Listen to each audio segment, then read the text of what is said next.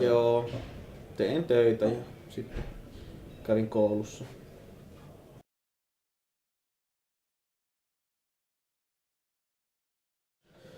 Joo, oli mä harjoittelussa tossa syksyllä vähän aikaa ja sitten tein töitä sen jälkeen vielä lisäksi ja niin edelleen.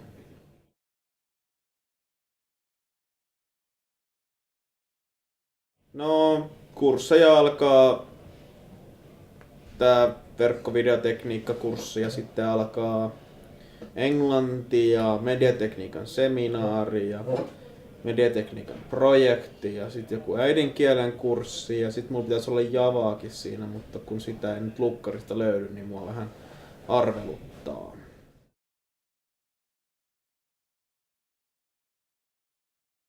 No ykköspeli on nyt varmaan FIFA 11 Pleikka 3 ja ostin GT 5 tosta noin, mutta en oo sitä nyt kerran vielä pelailla kauhean paljon. Ja sitten tietokoneella nyt varmaan Civi 5 on semmonen aika kova tällä hetkellä.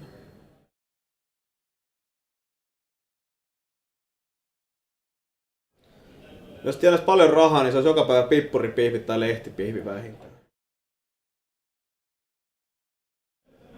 Makaronilaatikko aika kova sana.